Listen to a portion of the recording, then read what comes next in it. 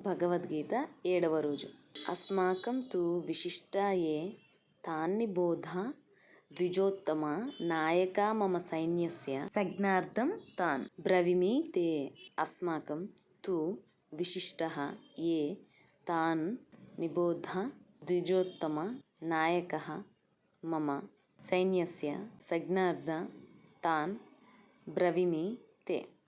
ద్విజోత్తమ, ఓ బ్రాహ్మణ శ్రేష్ఠుడా, అస్మాకం మన పక్షంలో, తు కూడా, ఏ ఎవరు, విశిష్ట శ్రేష్ఠులో, మమ నా యొక్క, సైన్యస్య సైన్యమునకు, నాయక నాయకులో, తాన్ వారిని, తే నీకు, సంజ్ఞార్థం తెలియుట కొరకు, బ్రవీమి తెలుపుచున్నాను, తాన్ వారిని, నిబోధ తెలుసుకొను.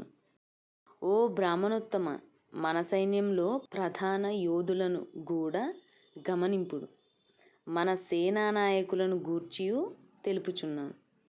ధృతరాష్ట్రుడికి 2వ శ్లోకంలో సంజయుడు చెప్తున్న దాని కంటిన్యూటీలో ధృతరాష్ట్రుడిని, ఓ బ్రాహ్మణోత్తమ అంటే బ్రాహ్మణుల్లో ఉత్తమమైన వాడా విను అంటే, అప్పట్లో ఎవరినైనా సరే ఒక పేరుకి వారి యొక్క గుణగణాలను బట్టి వారికి సంబంధించి వివిధ పదాలతో అప్పుడప్పుడు సందర్భోచితంగా పలికేవారు, అంటే వాళ్ళ నామాన్ని సంబోధించేవాళ్ళు. అట్లా ధృతరాష్ట్రుడిని ఇప్పుడు తను బ్రాహ్మణుడిలోనే ఉత్తముడు అయితే అక్కడ బ్రాహ్మణోత్తమ అని సంబోధిస్తున్నాడు. ఓ బ్రాహ్మణోత్తమ, పాండవ సైన్యంలో ఎవరెవరు ఇంపార్టెంట్ వారియర్సో ఇప్పటివరకు 6వ శ్లోకం వరకు చెప్పాను.